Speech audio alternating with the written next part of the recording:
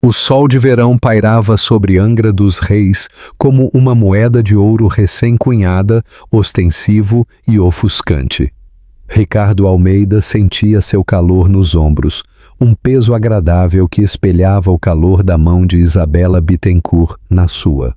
O riso dela, um som arquitetado para brunches à beira-mar e convés de iates de luxo, tilintava ao seu lado.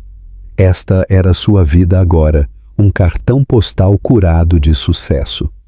O linho branco fresco da sua camisa, a areia fofa cedendo sob sapatos de couro italiano, a mulher ao seu lado, cuja beleza era tanto um conforto quanto uma declaração.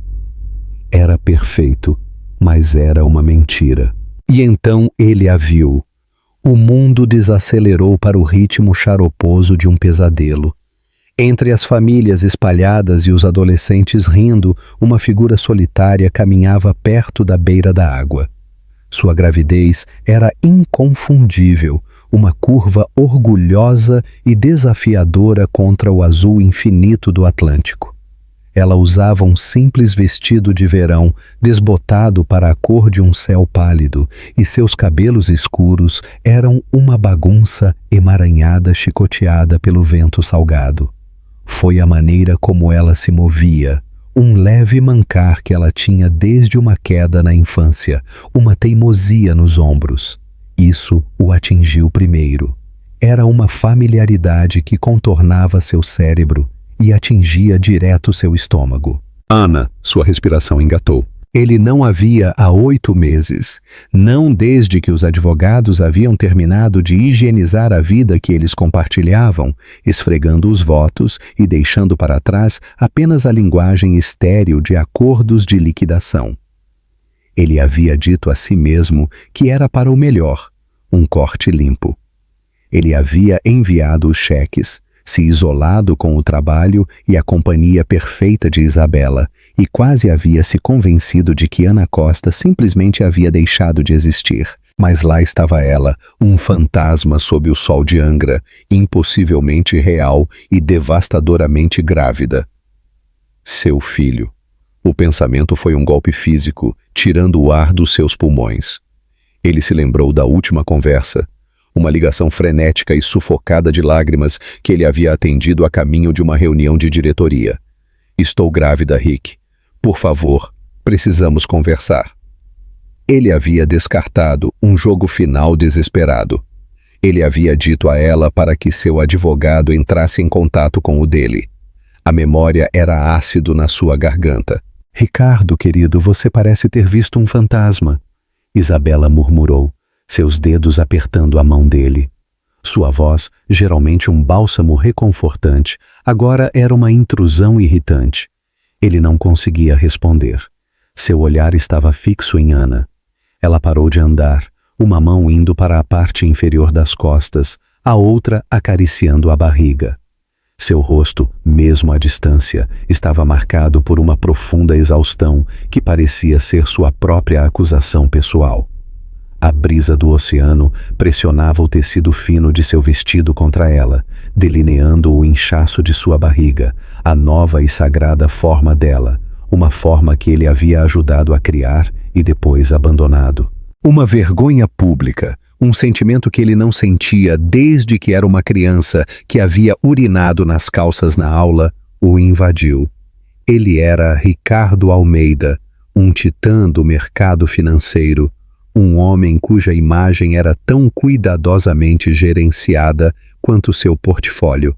E a 50 metros de distância estava a prova viva, respirando e grávida de seu fracasso mais profundo. As pessoas estavam olhando.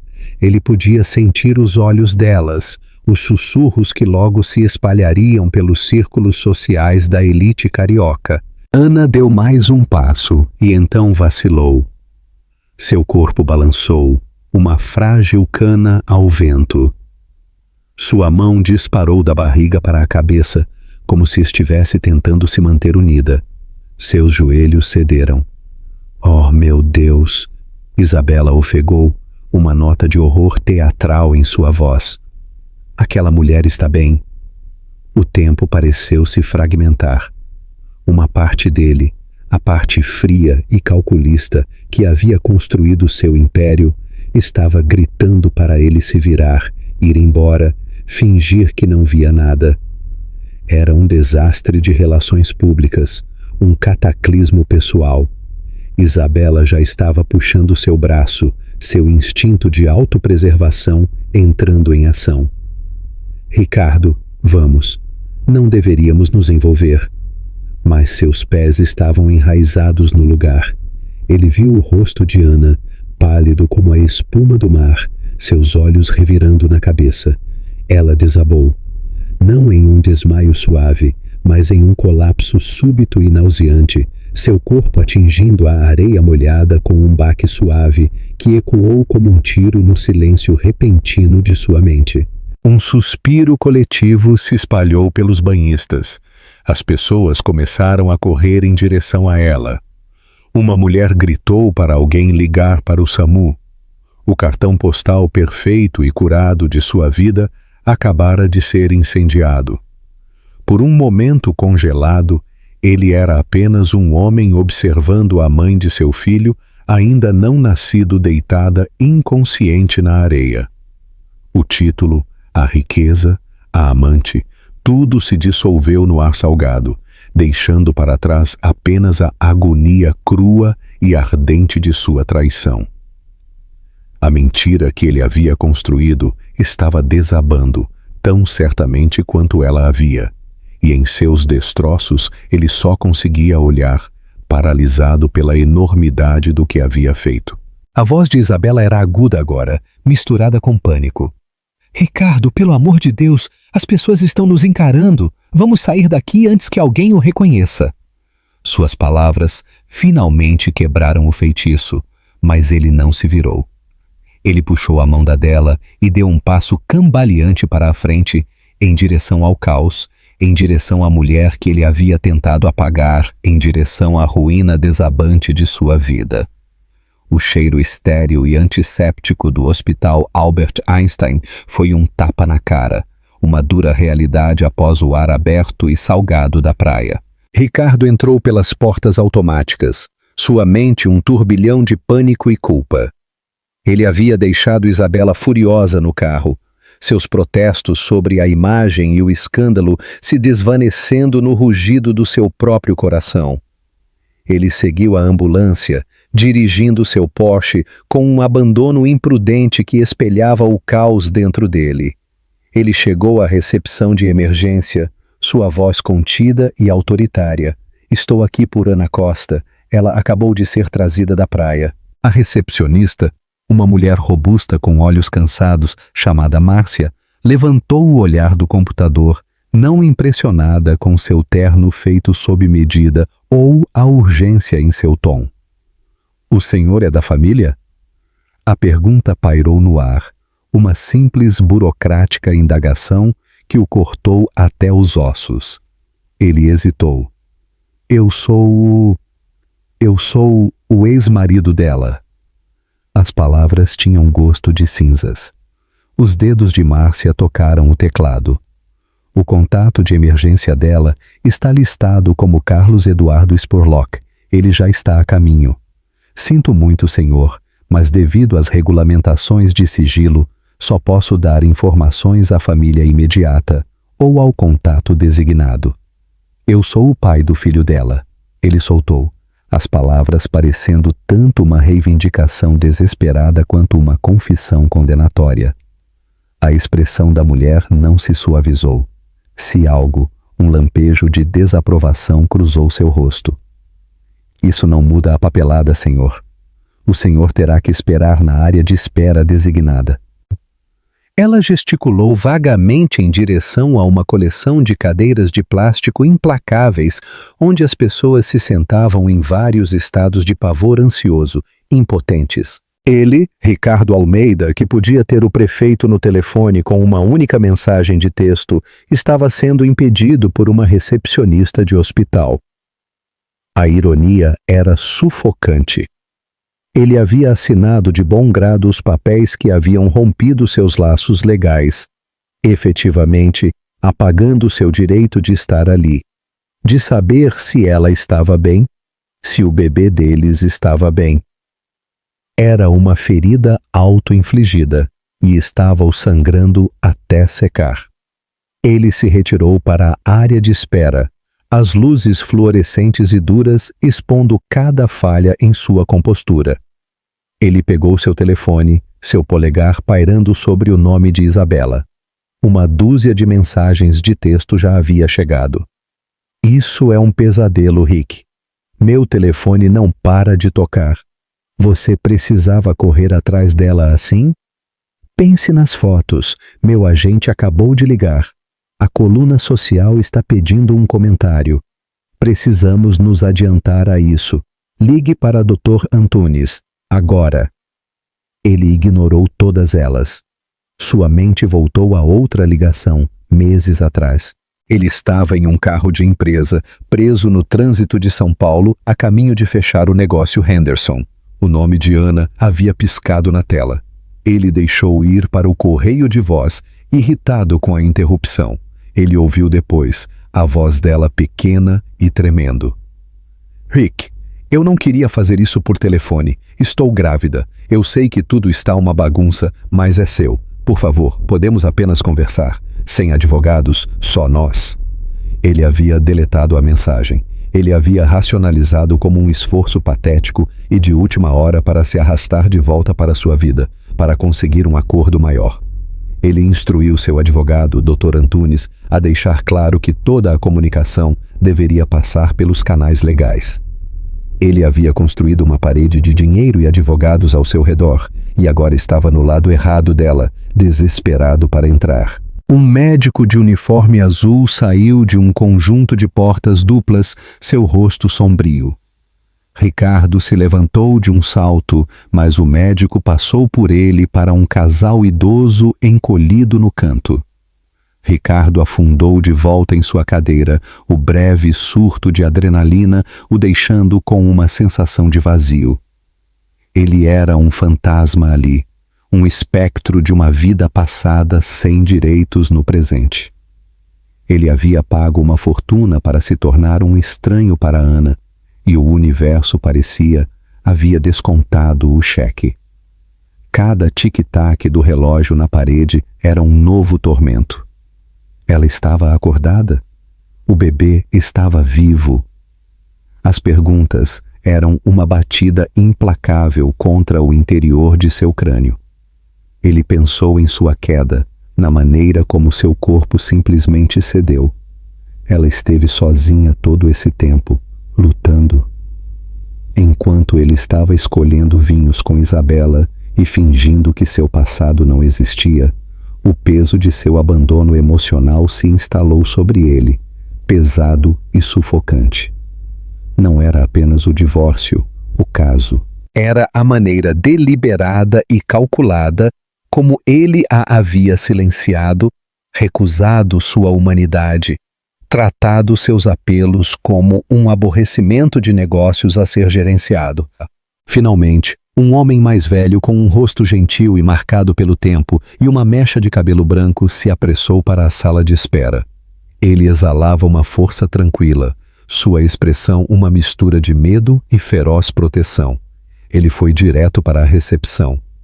Eu sou Carlos Eduardo Spurlock. Estou aqui por Ana Costa. A atitude de Márcia mudou instantaneamente. Claro, Sr. Spurlock. Por aqui. O Dr. Mendes está esperando para falar com o senhor. Enquanto Carlos passava, seus olhos se encontraram com os de Ricardo. Não houve um lampejo de surpresa, apenas um desprezo profundo e sem fundo que era mais cortante do que qualquer ataque verbal poderia ser. Nesse único olhar, Ricardo se viu como Carlos o via, uma força destrutiva, um homem que quebrava coisas bonitas e se afastava dos destroços. Carlos não disse uma palavra. Ele apenas segurou o olhar de Ricardo por um segundo a mais antes de desaparecer pelas portas duplas, deixando Ricardo sozinho na sala de espera, um rei destronado em um reino de cadeiras de plástico e silêncio estéril. 1 hora se arrastou. cada minuto uma eternidade. Ricardo andava pela pequena área de espera, ignorando o zumbido insistente de seu telefone. Ele finalmente enviou uma única e concisa mensagem de texto para Dr. Antunes. Lide com a imprensa, sem comentários. Era um reflexo, um movimento de seu manual corporativo, mas parecia totalmente vazio. As portas duplas se abriram novamente. Carlos Eduardo Spurlock emergiu, seu rosto ainda sombrio, mas a borda afiada do pânico suavizada em algo mais parecido com uma cansada determinação. Ricardo imediatamente encurtou a distância entre eles. Como ela está? A voz de Ricardo era rouca. Carlos parou, olhando para ele com o mesmo desprezo frio de antes. Ela está estável. O bebê também, por enquanto. Desidratação grave, exaustão e um pico na pressão arterial. O médico chamou de um aviso pré-eclâmptico. Eles vão mantê-la em observação. Um alívio tão potente que o deixou tonto invadiu Ricardo. Graças a Deus. Posso vê-la? A risada de Carlos foi um latido curto e amargo. Você honestamente acha que tem o direito de perguntar isso, depois de tudo? Ela está carregando meu filho, Carlos. Eu tenho todo o direito. Um direito que você perdeu quando enviou para ela oficiais de justiça, em vez de atender às ligações dela. Carlos respondeu, sua voz baixa, mas vibrando de raiva. Um direito que você assinou em um documento que te pagou pelo privilégio da sua própria ausência. Você não pode aparecer agora, cheirando a perfume caro e culpa, e fingir que é algo além da causa disso. Cada palavra era um dardo perfeitamente direcionado, e todas atingiram seu alvo. Eu não sabia, Ricardo disse, a desculpa soando patética até para seus próprios ouvidos. Eu pensei que ela estivesse... Você pensou que ela estivesse mentindo? Tentando manipulá-lo? Carlos terminou, seus olhos perfurando os de Ricardo. Porque é isso que você faz, não é, Ricardo? Você avalia as pessoas como ameaças ou ativos. Ana era um ativo até que não foi mais, então você a liquidou. Você sequer, por um segundo, parou para considerar que ela era apenas uma pessoa? Uma mulher aterrorizada e grávida a quem você uma vez prometeu amar e proteger? A verdade da acusação o deixou sem palavras. Ele havia feito isso. Ele havia reduzido a mulher que ele uma vez amou, a mulher que conhecia seus medos e seus sonhos, a uma linha de um livro de contabilidade de sua vida que ele estava tentando fechar. Eu quero vê-la, Ricardo repetiu, sua voz mais quieta agora, despojada de sua autoridade usual. Era um apelo. Carlos o estudou por um longo momento, uma batalha silenciosa se desenrolando por trás de seus olhos.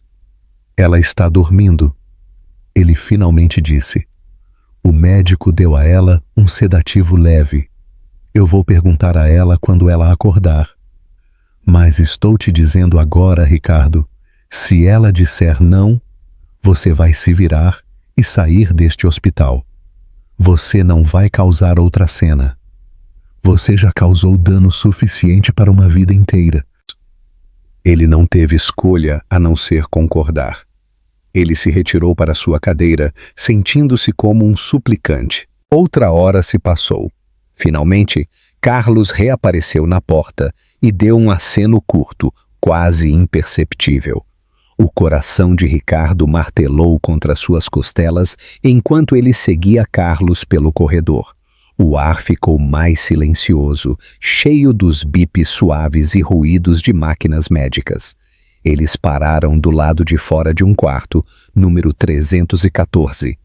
Carlos fez uma pausa, sua mão na porta. Ela está acordada. Ela concordou em te ver por 5 minutos. Não se atreva a chateá-la. Ricardo acenou com a cabeça, a garganta apertada. Ele empurrou a porta e entrou. Ana estava apoiada em travesseiros.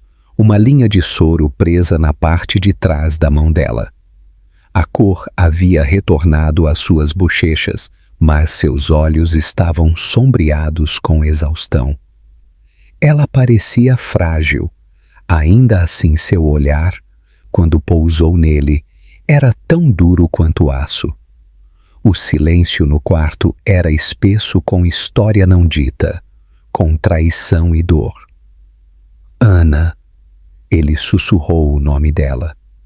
O que você quer, Ricardo? A voz dela era rouca, mas firme.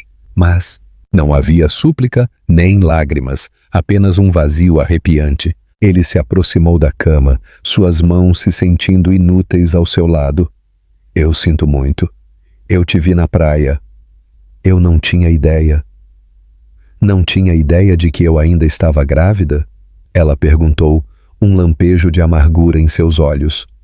Ou não tinha ideia de que eu era pobre o suficiente para andar em uma praia pública em vez de relaxar em um clube privado? Isso não é justo? Justo? Ela soltou uma risada fraca e incrédula. Você quer falar sobre justo? Justo foi eu te ligar, implorando para você apenas conversar comigo e receber uma carta do seu advogado me ameaçando com uma queixa de assédio. Justo foi eu descobrir que você estava de férias em Fernando de Noronha com ela por uma revista de fofocas enquanto eu estava vomitando todas as manhãs, aterrorizada por perder este bebê. Ele se encolheu. Eu posso ajudar. O que você precisar. Dinheiro, médicos, um lugar para morar, qualquer coisa. Apenas diga. Era sua configuração padrão. Sua solução para cada problema. Escrever um cheque. A expressão dela endureceu para algo próximo de nojo. Você ainda não entendeu, não é? Você acha que pode abandonar uma pessoa e depois simplesmente comprar seu caminho de volta para a vida dela quando for conveniente? Isso não é uma aquisição hostil, Ricardo. Isso é um bebê, meu bebê, uma vida humana, e não está à venda. A rejeição foi absoluta. Uma porta se fechou na sua cara. Ela não estava pedindo seu dinheiro. Ela estava exigindo sua humanidade, a mesma parte de si mesmo que ele havia sistematicamente desmantelado para alcançar seu sucesso. O que você quer de mim, então? Ele perguntou, sua voz falhando. Agora mesmo? Ela disse, seus olhos se enchendo de lágrimas que ela se recusou a deixar cair. Eu quero que você vá embora. Seus 5 minutos acabaram. Ele ficou lá, congelado, o abismo entre eles mais largo do que nunca. Ele havia vindo aqui para consertar as coisas, para gerenciar a situação.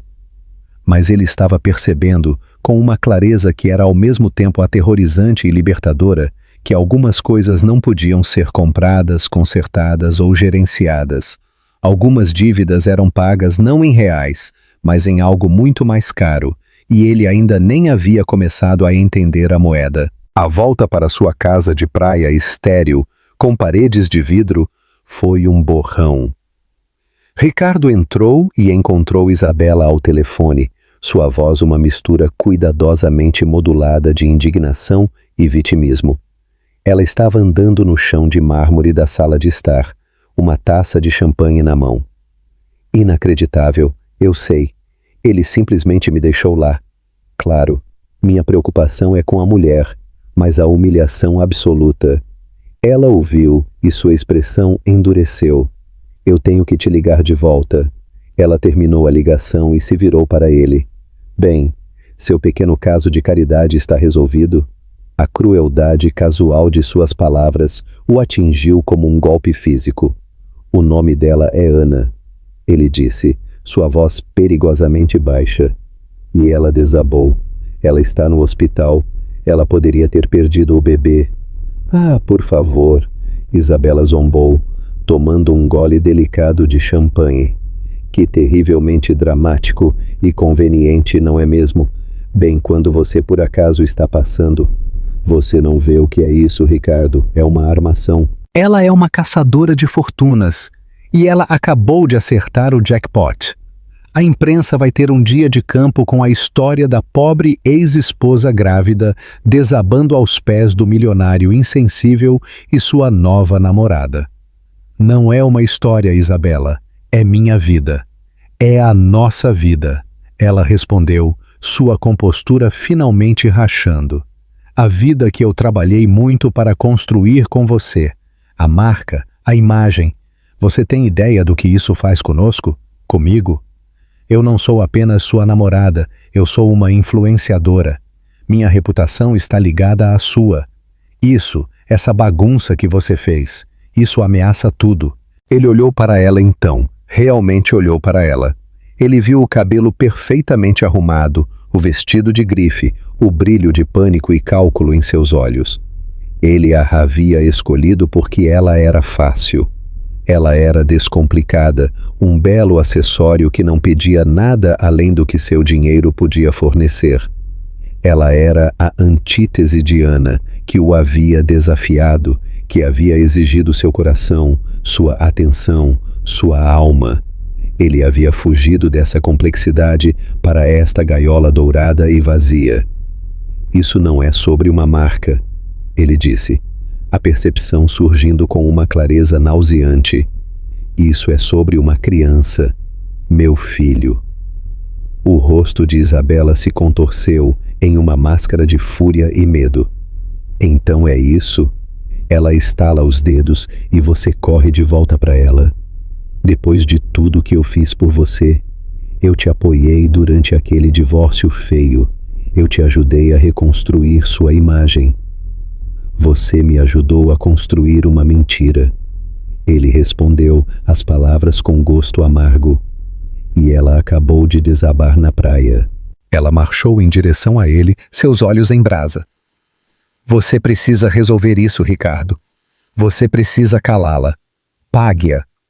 Faça-a assinar um acordo de confidencialidade tão apertado que ela não possa nem sussurrar o próprio nome. Se você não fizer isso, ela vai envenenar tudo. Ela é uma ameaça para nós, para mim. E você precisa decidir quem você está protegendo. A ameaça era clara. Não era apenas sobre relações públicas. Era sobre a posição dela, sua segurança. Ana e o bebê eram uma ameaça existencial ao mundo que Isabela havia construído tão cuidadosamente. Mais tarde naquela tarde, Dr. Antunes chegou à casa. Seu rosto, geralmente uma máscara de calma profissional, estava marcado com preocupação.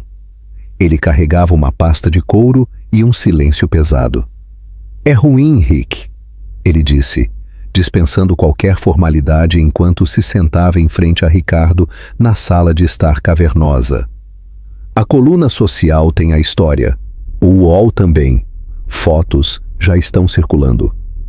Milionário ignora colapso de ex-esposa grávida na praia. Eles estão te pintando como um monstro. Ricardo passou a mão pelo rosto. Eu sei, Isabela está convencida de que Ana planejou tudo. Dr. Antunes levantou uma sobrancelha. E você acredita nisso? Não, Ricardo admitiu em voz baixa. Eu vi o rosto dela, Antunes. Ela estava apenas cansada, exausta. A imagem é um pesadelo, Dr. Antunes continuou, tudo negócios.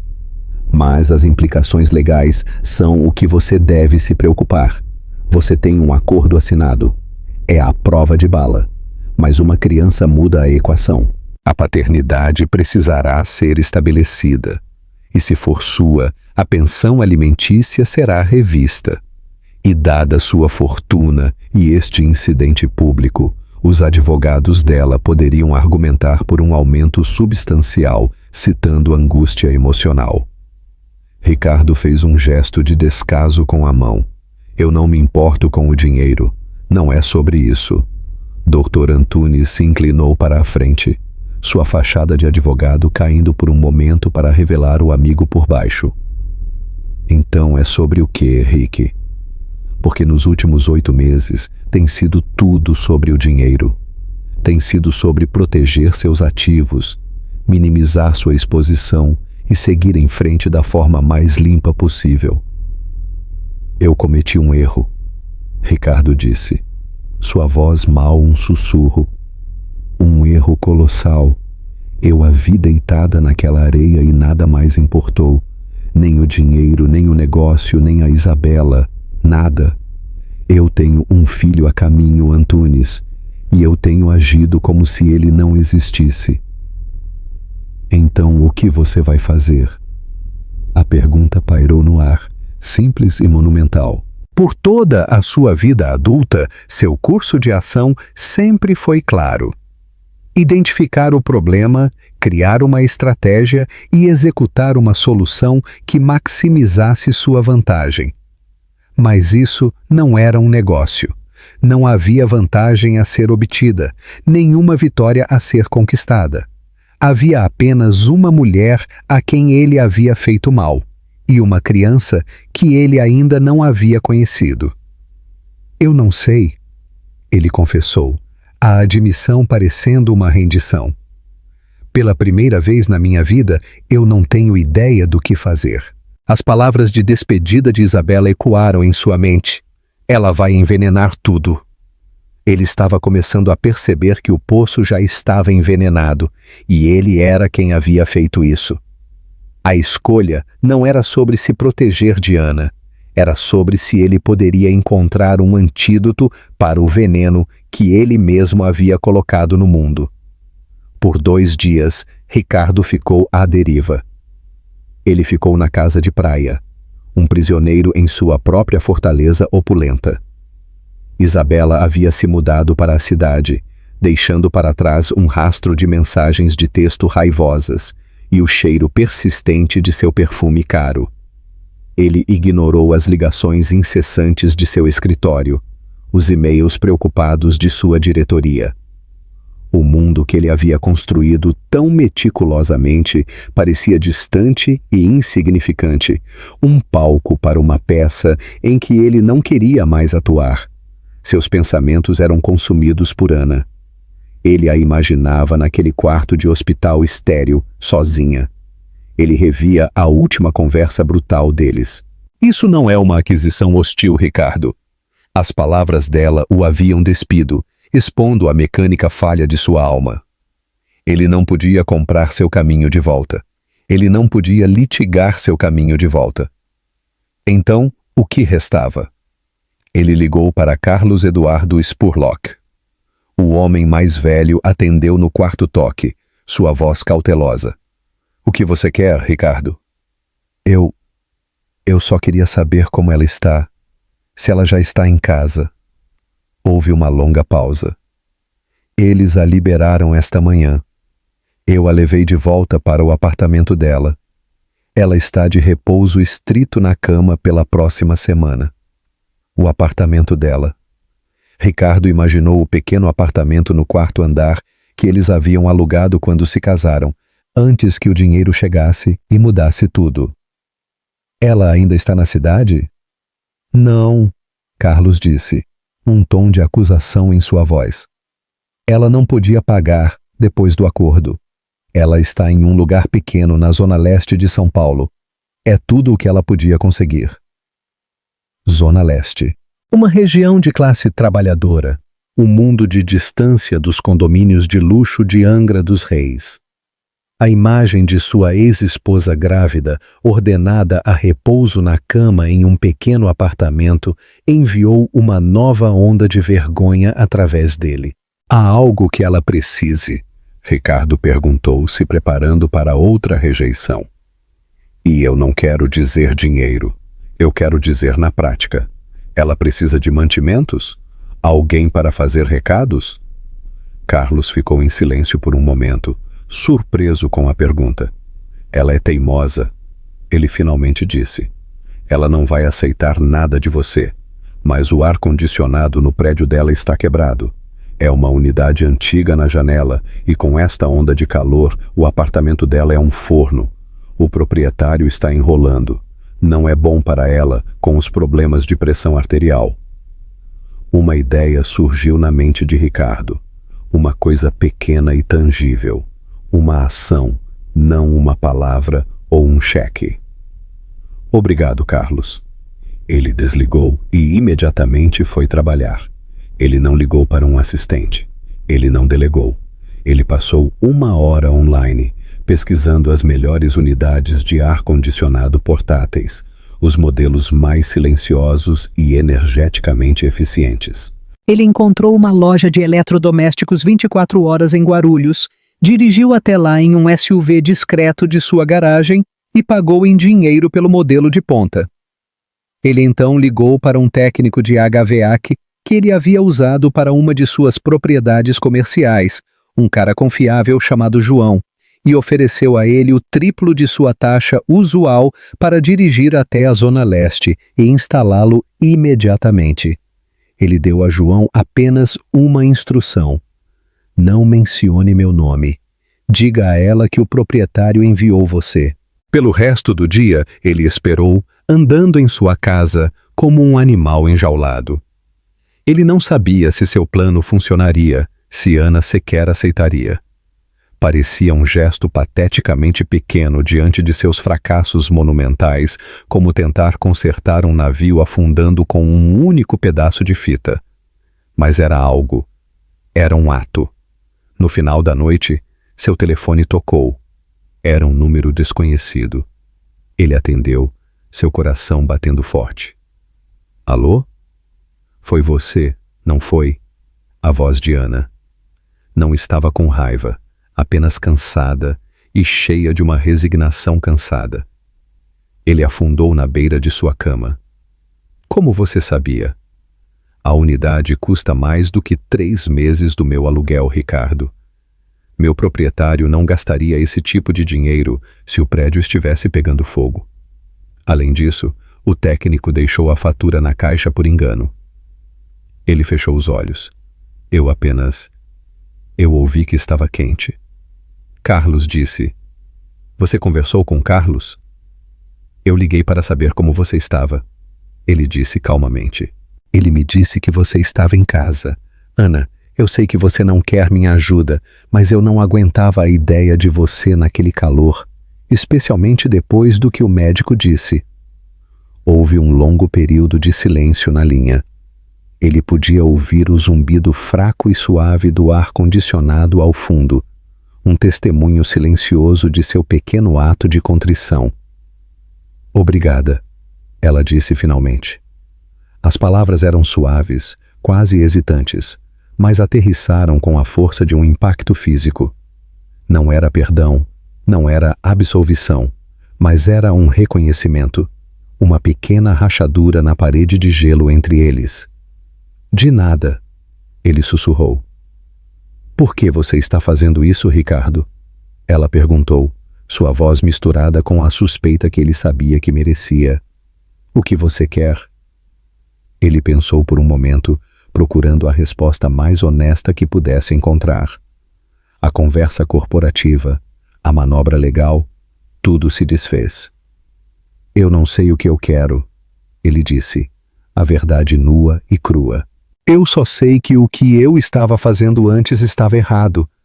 Eu estava errado. E eu estou apenas tentando ser um pouco menos errado. Outro silêncio se estendeu entre eles, este menos tenso, mais contemplativo. Ele a ouviu dar uma respiração profunda e lenta, um som de conforto tornado possível pelo ar fresco que ele havia fornecido. O bebê chutou hoje, ela disse, sua voz mudando, suavizando. Pela primeira vez, pareceu um pequeno flutuar. A palavra tirou o fôlego dele. Ele imaginou, a mão dela em sua barriga, o movimento secreto e milagroso por baixo. Uma vida que ele havia cocriado e depois ignorado, estava se fazendo presente. Um flutuar, ele repetiu, um nó se formando em sua garganta. Sim, ela disse, eu deveria ir. Eu preciso descansar. Ok, ele disse. Ana, se cuida. Por favor. Ela desligou sem dizer adeus. Mas não importava. Pela primeira vez em quase um ano, eles haviam compartilhado algo além de raiva e documentos legais. Era um fio frágil e tênue de conexão, mas estava lá. Ele se sentou na casa silenciosa e cavernosa, o zumbido tranquilo da conversa deles ecoando em seus ouvidos, e sentiu um lampejo de algo que ele não sentia há muito tempo. Um pedaço aterrorizante e emocionante de esperança. A justaposição era chocante. Em um momento, Ricardo estava em uma sala de reuniões estéril no 15º andar de seu arranha-céu na Faria Lima, um predador em seu habitat natural. Ele estava desmembrando as projeções trimestrais de um subordinado, sua voz um instrumento frio e preciso de domínio intelectual. Homens que gerenciavam fundos de bilhões de reais murchavam sob seu olhar. Ele estava em completo controle, o mestre de seu universo. Esses números são preguiçosos, Marcelo, ele disse, deslizando o relatório pela mesa de mogno polida. Eles são baseados no mercado do ano passado. Eles não levam em conta a volatilidade no setor asiático. Faça de novo. E desta vez, tente pensar. A demissão foi absoluta. A reunião terminou. Enquanto sua equipe saía em fila, seus rostos uma mistura de medo e ressentimento, Ricardo não sentiu nada. Este mundo, uma vez a fonte de todo o seu poder e validação, agora parecia uma performance vazia. Seu telefone zumbiu na mesa. Uma mensagem de texto de Carlos. Ana tem seu ultrassom de 20 semanas esta tarde. 14h. Consultório da doutora Helena. Só pensei que você deveria saber. Ricardo olhou para a mensagem. Não era um convite. Era um teste. Uma informação colocada a seus pés, deixando o próximo movimento inteiramente com ele. Ele olhou para seu calendário. Uma teleconferência às 14h com investidores em Tóquio. Um negócio no valor de centenas de milhões de reais. Ele digitou uma resposta rápida para sua assistente. Cancele a teleconferência das 14h. Emergência familiar. 1h30 depois, ele estava de pé no estacionamento de um prédio médico baixo em um subúrbio tranquilo da Zona Leste.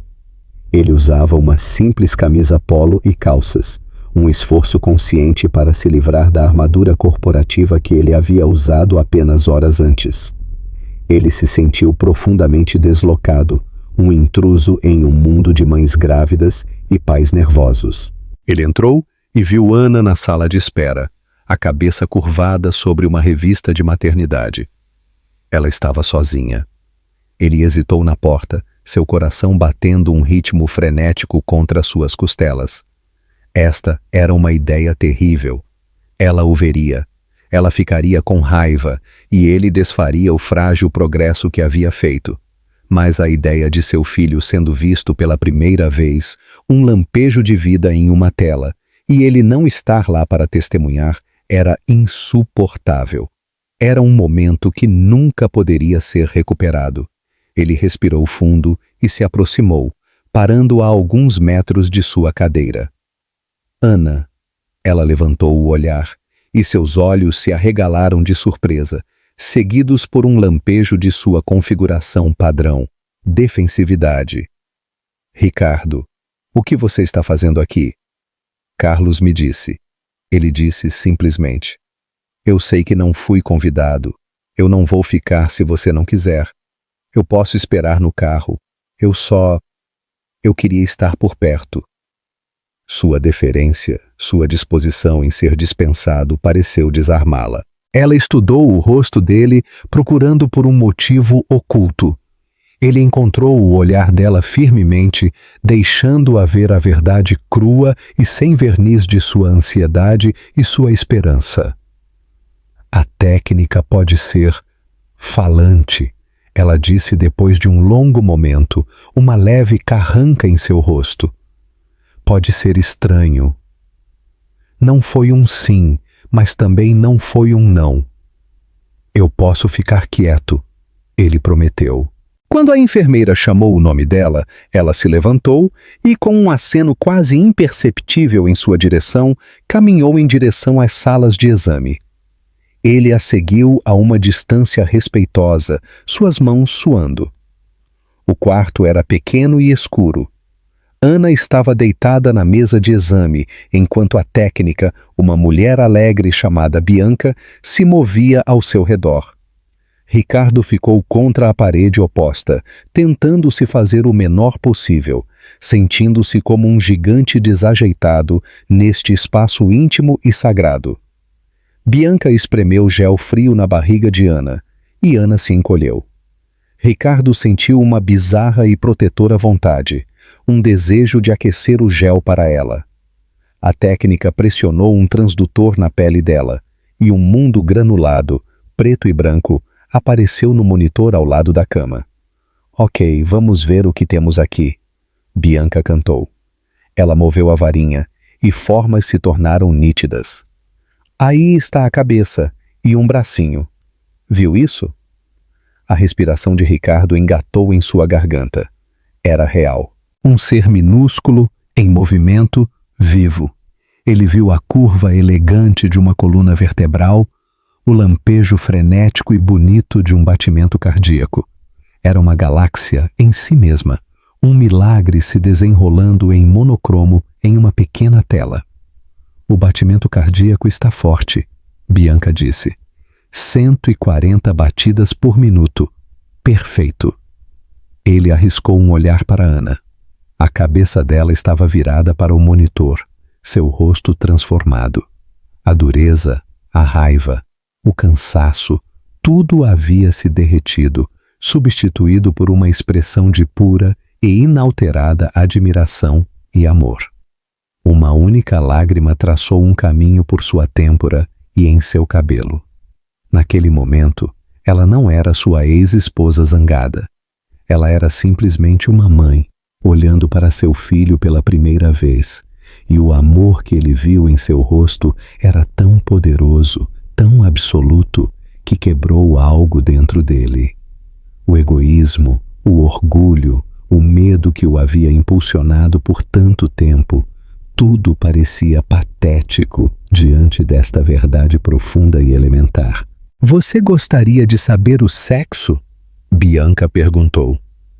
Ana hesitou, então olhou para Ricardo. Foi a primeira vez que ela havia voluntariamente procurado sua opinião sobre algo. A pergunta pairou entre eles, uma oferta silenciosa. Ele encontrou sua voz, surpreso com sua firmeza.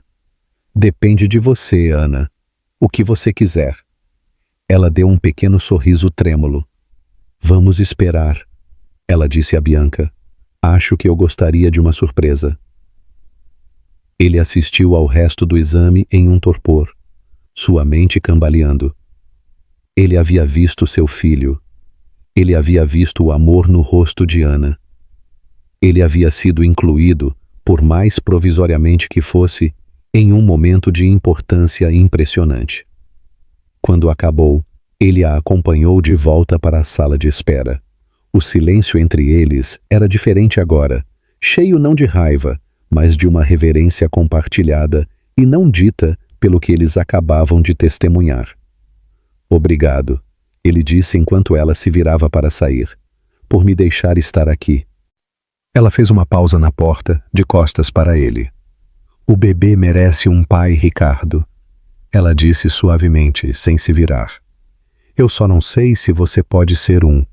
Ela saiu, deixando-o sozinho com a imagem residual de um pequeno batimento cardíaco piscando e o peso de suas últimas palavras. Não era uma promessa, era um desafio, e pela primeira vez ele se sentiu pronto para aceitá-lo. A decisão de Ricardo de desmantelar sua vida com Isabela não foi um único evento explosivo. Foi uma demolição interna e silenciosa. Após o ultrassom, a artificialidade de seu relacionamento se tornou insuportável. A risada dela soava vazia, o toque dela parecia pegajoso, suas preocupações com o status social pareciam ridiculamente triviais. Ele era um homem assombrado pelo fantasma de um futuro que ele quase havia jogado fora, e ela era a personificação da vida que havia exigido aquele sacrifício. Ele se tornou distante, preocupado. Ele passava mais tempo em seu apartamento na cidade do que na casa de Angra. Ele cancelava jantares, ignorava as ligações dela por horas a fio e respondia às perguntas dela sobre seu dia com respostas vagas e de uma única palavra. Ele sabia que era covarde, mas não tinha forças para um confronto. Ele estava guardando toda a sua energia emocional para a ponte frágil e tênue que ele estava tentando construir de volta para Ana. Isabela, no entanto, não era alguém para ser descartada silenciosamente. Ela era uma lutadora e seu instinto primário era a sobrevivência. Ela o sentiu se afastando e interpretou isso não como uma mudança de coração, mas como um movimento estratégico de sua rival.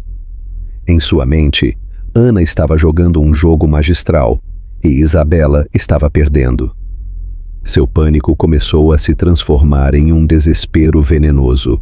O ataque, quando veio, foi meticulosamente planejado e brutalmente eficaz. Ricardo estava em seu escritório quando o Dr. Antunes entrou, seu rosto pálido, e largou um tablet em sua mesa. Na tela estava um blog de fofocas popular, o Choquei. A manchete gritava: exclusivo! A vítima do milionário Ricardo Almeida, a traição secreta da ex-esposa, o bebê era uma armadilha. O sangue de Ricardo gelou enquanto ele lia. O artigo era uma obra-prima de assassinato de caráter, cheio de citações anônimas de fontes próximas ao casal. Ele pintava Ana como uma caçadora de fortunas manipuladora que havia traído Ricardo por meses antes da separação. Alegava que ela havia parado de tomar pílulas anticoncepcionais sem o conhecimento dele em um último esforço para prendê-lo. Chegou a flutuar a sugestão insidiosa de que o bebê poderia não ser dele. O colapso na praia foi enquadrado como uma performance calculada e teatral, projetada para obter simpatia pública e um pagamento maior. E entrelaçado em todo o artigo estavam detalhes específicos e privados. O nome de um restaurante em Gramado, onde ele e Ana tiveram uma briga, uma referência a uma viagem que eles haviam feito, o modelo do carro que ele havia comprado para ela no aniversário dela. Detalhes que apenas uma outra pessoa poderia ter conhecido: Isabela. A traição foi tão profunda, tão venenosa, que o deixou sem fôlego. Ela não apenas atacou Ana. Ela havia pegado a história compartilhada deles, os detalhes íntimos de seu casamento anterior que ele havia compartilhado tolamente com ela em momentos de confiança mal colocada, e os transformou em armas. Ele ligou para ela imediatamente. Ela atendeu no primeiro toque, sua voz excessivamente doce. Ricardo, querido, eu estava pensando em você. Você fez isso? Ele disse, sua voz um rosnado baixo e tremendo. Você vazou esta história. Houve uma breve pausa. Eu não sei do que você está falando, ela disse, mas a negação era fina, quebradiça. Não minta para mim, Isabela. Os detalhes, o restaurante em Gramado, a briga sobre as contas médicas da mãe dela, foi você. Você alimentou este veneno para eles. O tom dela mudou, a doçura evaporando para revelar a fúria dura e fria por baixo. Ela mereceu. Ela estava tentando nos destruir. Eu fiz o que tinha que fazer para proteger o que é meu. Para te proteger. Você é muito mole com ela, Ricardo. Você a deixa se fazer de vítima, e você cai nessa toda vez. Alguém tinha que revidar. Imprimindo mentiras sobre a mãe do meu filho, ele rugiu, levantando-se de sua cadeira, seu controle se despedaçando, sugerindo que ela estava me traindo, questionando a paternidade do meu próprio bebê. Isso não é revidar, Isabela.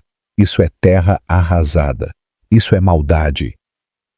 Não se atreva a tomar a posição moral comigo, ela gritou de volta.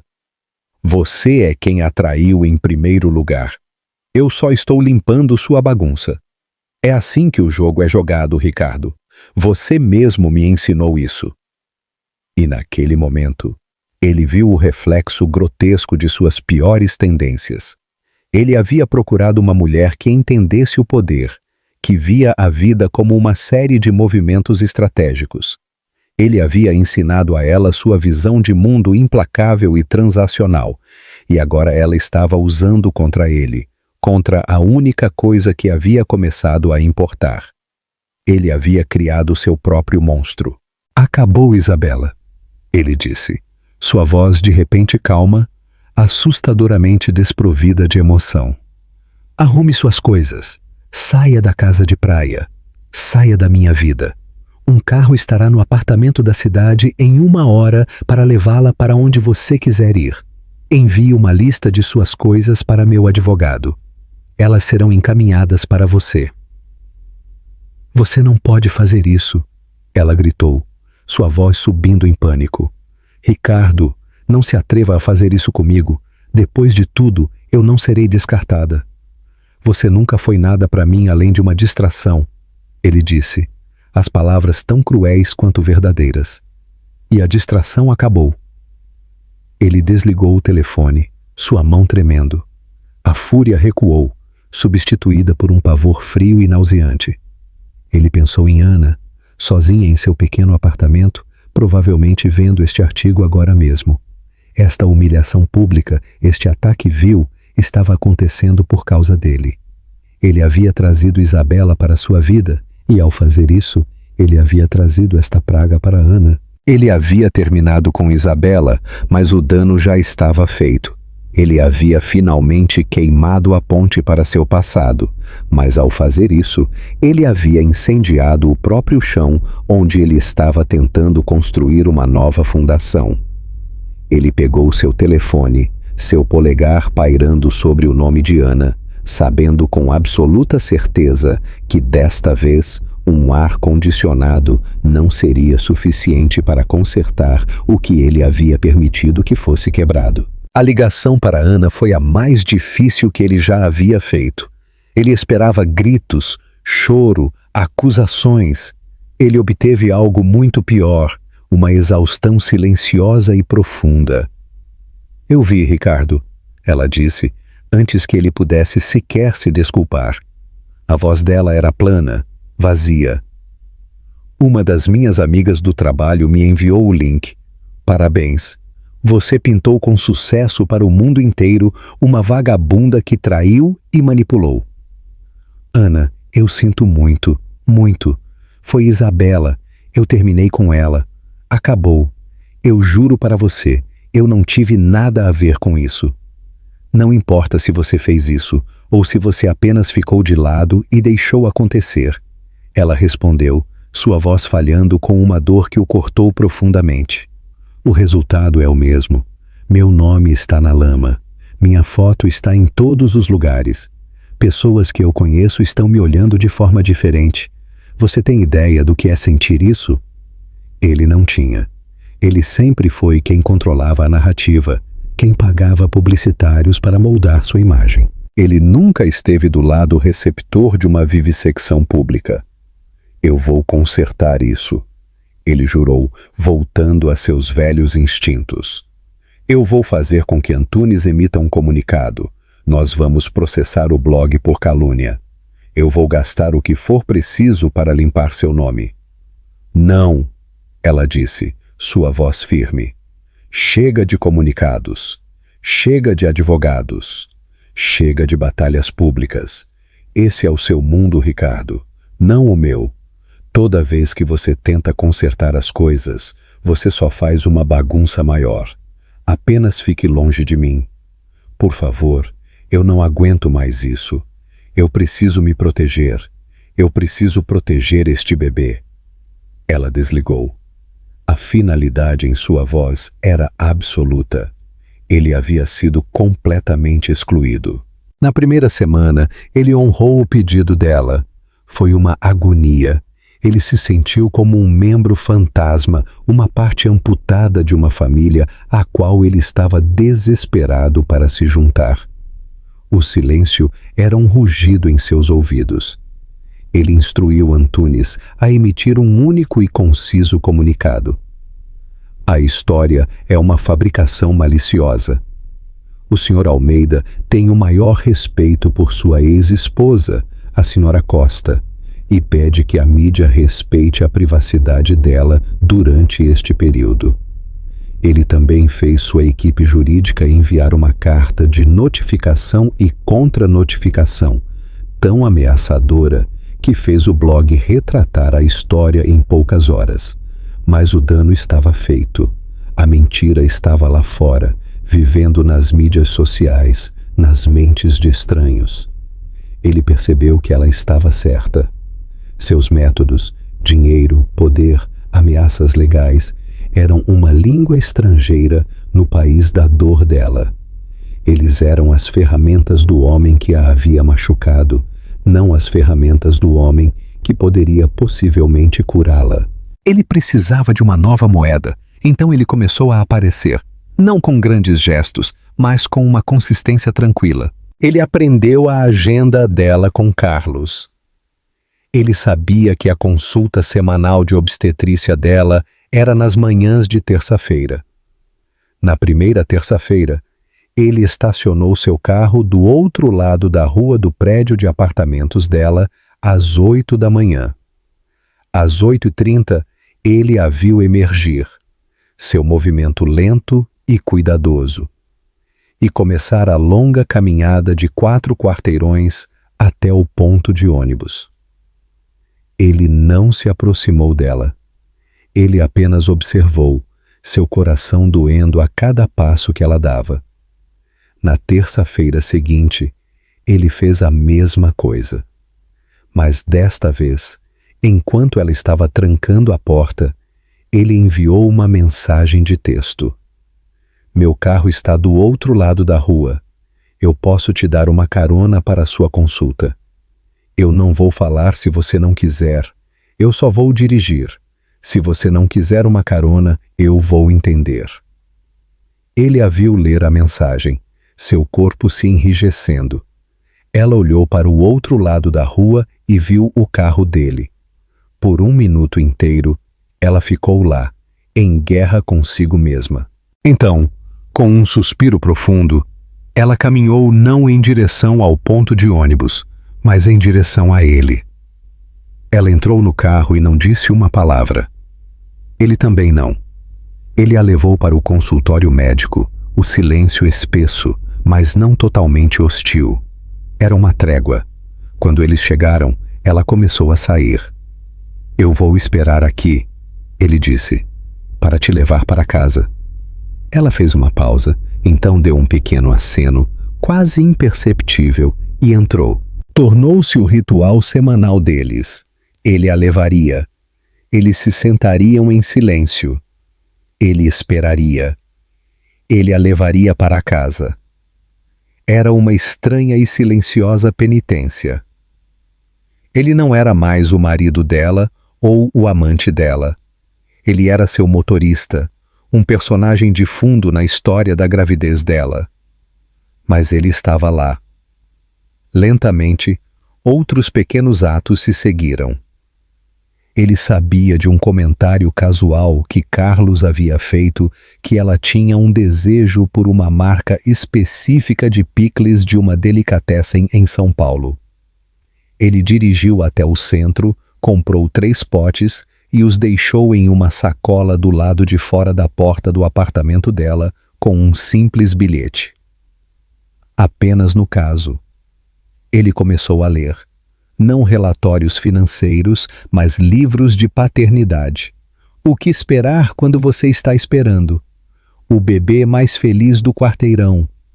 Ele leu sobre trimestres e desenvolvimento fetal, sobre enrolar bebês em cobertores e horários de sono. Ele preencheu os espaços vazios de sua vida, não com negócios e conquistas, mas com conhecimento sobre a criança que ele estava determinado a conhecer.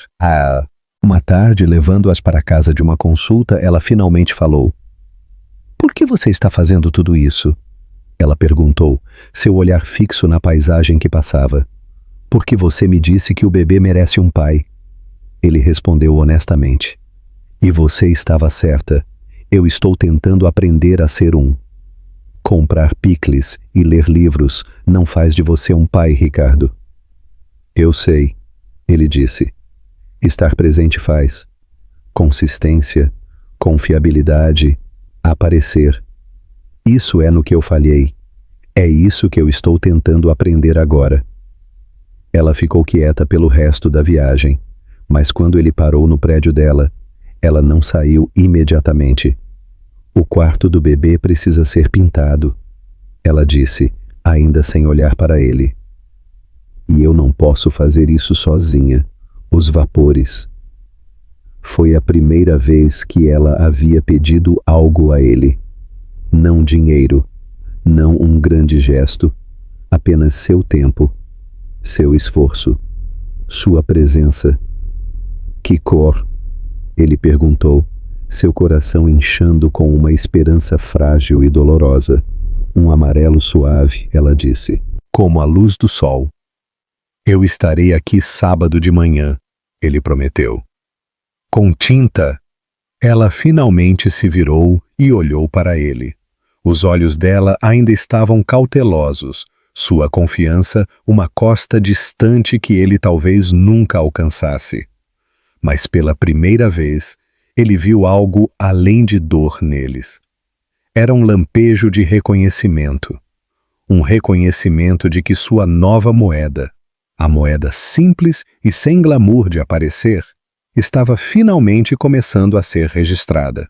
O sábado veio, e Ricardo chegou não em um carro esportivo, mas em uma picape alugada, carregada com latas de tinta de baixo VOC, rolos, pincéis e panos de chão. Ele passou o dia inteiro no pequeno e abafado quarto de hóspedes de Ana, metodicamente cobrindo as bordas com fita e rolando tinta amarela pálida nas paredes. Ana ficou na sala de estar, ostensivamente em repouso, mas ele podia sentir a presença dela, sua observação silenciosa de seu trabalho. Eles não conversavam muito. Ele faria uma pergunta: "Você quer que eu faça o rodapé em branco?" E ela daria uma resposta simples. Mas o espaço compartilhado, a domesticidade da tarefa, começou a corroer a distância formal entre eles. Ele viu o mundo dela de perto, a poltrona desgastada, os livros de segunda mão alinhados nas prateleiras, a única foto emoldurada de sua falecida mãe na lareira. Esta era a vida que ela havia construído a partir das cinzas da que ele havia queimado. Era pequena e humilde, mas era dela. E era real. O ritmo silencioso e consistente de suas vidas continuou por semanas. Terças-feiras de carro, recados ocasionais. Ele montou um berço para ela, sua testa franzida em concentração sobre instruções suecas incompreensíveis. Ele instalou portões de segurança para bebês, mesmo que estivessem há meses de serem necessários. Cada tarefa era um pequeno e firme tijolo em uma fundação que ele estava desesperadamente tentando construir. Ele estava se tornando uma constante, uma presença confiável com a qual ela não se encolhia mais. A confiança não era falada, mas estava lá. Uma frágil muda na terra arrasada de seu passado. Então veio a ligação. Era pouco depois das 2h em uma terça-feira no final do outono. Ele estava dormindo em seu apartamento na cidade quando seu telefone tocou na mesinha de cabeceira. Ele viu o nome dela e acordou instantaneamente, seu sangue se transformando em gelo. "Ricardo." A voz dela estava tensa de dor, sem fôlego. Ana, o que há de errado? É o bebê? Eu não sei. Ela ofegou. Estou com cólicas, muito. E eu acho que minha bolsa acabou de estourar. É muito cedo, Rick. Eu estou apenas com 34 semanas. O pânico, frio e agudo, o agarrou. Eu estou a caminho. Ligue para o SAMU. Não há tempo. Eu não posso. Carlos está em Recife visitando a irmã dele. Eu tentei ligar para um serviço de carro. Eles disseram que levaria 40 minutos. Ricardo, por favor, eu estou com medo. O medo cru em sua voz obliterou qualquer distância restante entre eles.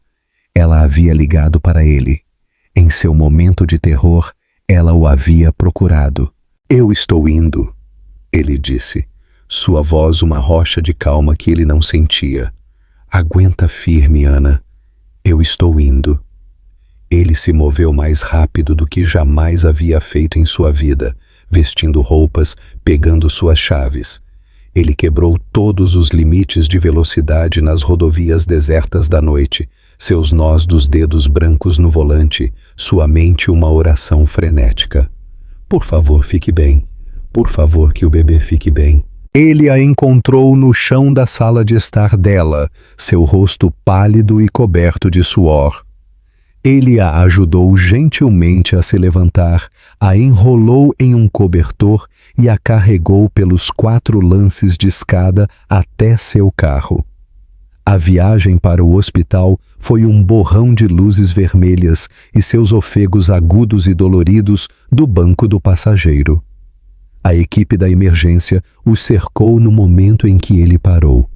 Eles a levaram em uma maca, a mão dela se estendendo para a dele por um segundo fugaz antes que ela desaparecesse pelas portas duplas, e então ele estava sozinho novamente. De volta à sala de espera, onde este pesadelo havia começado meses atrás. Mas desta vez era diferente. Ele não era um fantasma. Quando a enfermeira veio pegar informações, ele sabia as respostas. Ele sabia o nome da médica dela, a data do parto, as alergias dela. Ele estava listado no formulário de admissão dela agora, logo abaixo de Carlos, como um contato de emergência. Uma pequena mudança burocrática que parecia uma mudança sísmica. Horas se passaram. Ele ligou para Carlos em Recife, que estava fora de si com preocupação, e prometeu pegar o primeiro voo de volta. Ele andou de um lado para o outro. Ele bebeu café amargo de uma máquina de venda automática. Ele rezou para um Deus em quem ele não tinha certeza de que acreditava. Finalmente, assim que a primeira luz cinzenta do amanhecer estava rompendo, Dr. Mendes, o mesmo médico de antes, apareceu. Seu rosto estava cansado, mas calmo. Sr. Almeida, ele procurou o rosto dela, se preparando para o pior. O bebê. Ana teve um descolamento de placenta, provavelmente relacionado à sua pré-eclâmpsia. O médico explicou. Foi crítico. Tivemos que fazer uma cesariana de emergência, mas ela está estável agora. Ela está na recuperação. Ele se apoiou na parede em alívio. E o bebê? Dr. Mendes sorriu. O senhor tem uma filha. Ela é pequena, 2 quilos e 100 gramas, e ela está na UTI neonatal como precaução. Mas ela está respirando sozinha. Ela é uma lutadora. Uma filha. As palavras ressoaram profundamente em sua alma. Ele tinha uma filha. Posso vê-las? Ele perguntou, sua voz embargada de emoção. O senhor pode ver sua filha agora, ela disse. Ana sairá da recuperação em mais ou menos 1 hora. Ele seguiu uma enfermeira através de um labirinto de corredores até a unidade de terapia intensiva neonatal. Depois de esfregar as mãos até ficarem em carne viva, ele foi levado a uma pequena e transparente incubadora. E lá estava ela, tão minúscula, tão impossivelmente perfeita, com uma poeira de cabelo escuro, assim como a da mãe dela. Ela estava conectada a monitores que bipavam suavemente, mas seu peito minúsculo subia e descia com um ritmo firme e determinado. Ele estendeu a mão pelo portal e gentilmente colocou um dedo em sua mãozinha que se agarrava. Seus dedos, impossivelmente pequenos, se curvaram ao redor do dele. Naquele momento, o mundo inteiro se desvaneceu. O dinheiro, o poder, os erros, as traições, nada disso importava. Tudo o que existia era o amor avassalador, aterrorizante e incondicional por este ser humano minúsculo e frágil. Esta era sua filha, sua responsabilidade, sua redenção. Ele não sabia por quanto tempo ficou lá, apenas observando-a respirar. Quando ele finalmente foi para o quarto de Ana, ele a encontrou acordada, pálida, mas lúcida. Ele se aproximou da cama, seu coração muito cheio para palavras. Ela olhou para ele, seus olhos cheios da mesma admiração e exaustão que ele sentia. "Você a viu?" Ela sussurrou. Ele acenou com a cabeça, incapaz de falar. "Ela é tão pequena," Ana disse, uma lágrima rolando por sua bochecha. "Ela é perfeita," ele conseguiu dizer. "Ela é linda, assim como a mãe dela." Ele se sentou na cadeira ao lado da cama dela, e pela primeira vez, ele pegou a mão dela. Ela não a afastou. Eles se sentaram em um silêncio compartilhado e exausto. Não mais ex-casal, não mais adversários. Eles eram simplesmente dois pais, unidos para sempre pelo amor feroz e milagroso pela garotinha minúscula lutando por sua vida, um andar abaixo. A noite mais longa de suas vidas havia acabado, e em seu rastro, um novo e incerto dia estava amanhecendo. 2 semanas depois, o bebê, a quem Ana havia chamado de Esperança, foi liberado da UTI neonatal. O apartamento que Ricardo uma vez havia visto como um símbolo de sua luta agora era um berçário, banhado pela luz amarela suave das paredes que ele havia pintado. Estava desordenado com fraldas, mamadeiras e o belo caos de uma nova vida. Sua nova realidade era uma estranha dança de copaternidade. Não era um romance reacendido. Não havia grandes declarações de amor ou perdão. Em vez disso, suas interações eram construídas sobre a logística mundana e essencial de manter um ser humano minúsculo vivo. Suas conversas eram sobre horários de alimentação, consultas médicas e de quem era a vez de acalmar o bebê às 3 da manhã. No entanto, dentro desta rotina, algo novo estava se enraizando. Ele viu o amor feroz e incansável na maneira como Ana segurava esperança, as suaves canções de ninar que ela cantava quando pensava que ninguém estava ouvindo. E ela ouvia. Ela ouvia enrolar a filha deles com maestria, uma habilidade que ele havia aprendido com um vídeo do YouTube às 4 da manhã. Ela ouvia andar em círculos intermináveis pela pequena sala de estar, balançando uma esperança chorosa em seu ombro até que ela finalmente pegasse no sono. Ela ouvia não como o milionário que a havia abandonado, mas como o pai de esperança, um homem que aparecia, um homem que ficava.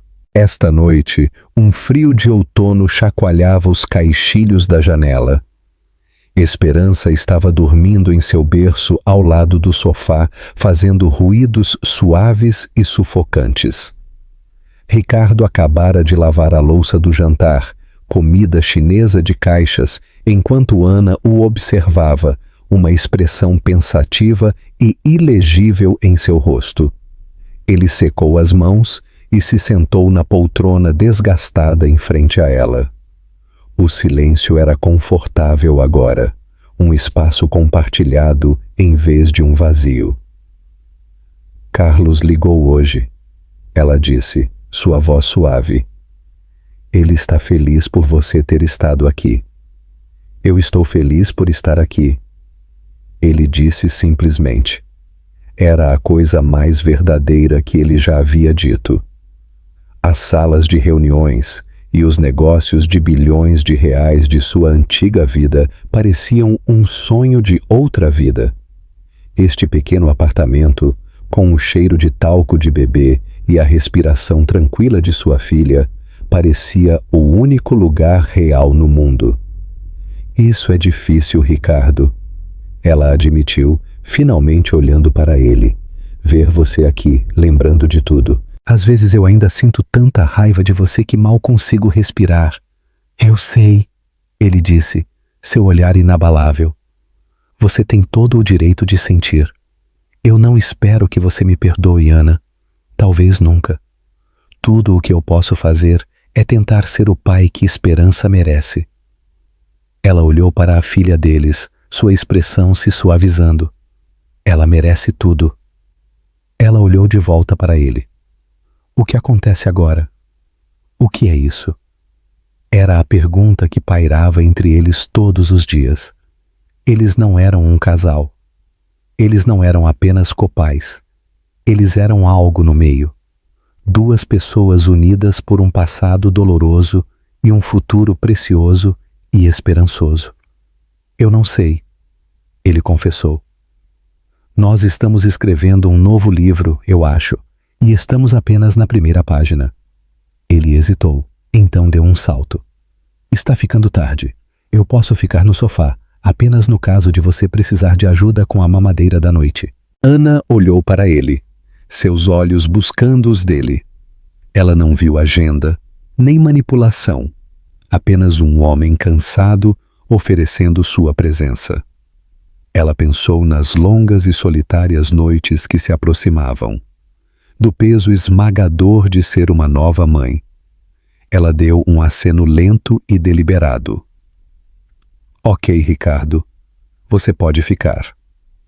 Não foi uma declaração de amor. Não foi uma promessa de um futuro juntos. Não foi perdão. Mas foi aceitação. Foi um único e trêmulo passo para o novo caminho que eles estavam forjando juntos. Um caminho não de volta ao que eles haviam perdido, mas para frente para algo que eles ainda não haviam definido. Ele uma vez havia tentado apagá-la. Mas agora, neste pequeno e tranquilo quarto, ele finalmente havia encontrado seu lugar na história dela. Não como o vilão, ou mesmo o herói, mas simplesmente como um homem, presente na página, pronto para ver o que o próximo capítulo trará. A jornada de cura nunca é uma linha reta. Será que a confiança, uma vez despedaçada, pode ser verdadeiramente inteira novamente? O que a redenção realmente parece, dia após dia, nos momentos tranquilos entre as cenas dramáticas? A história de Ricardo e Ana está longe de terminar.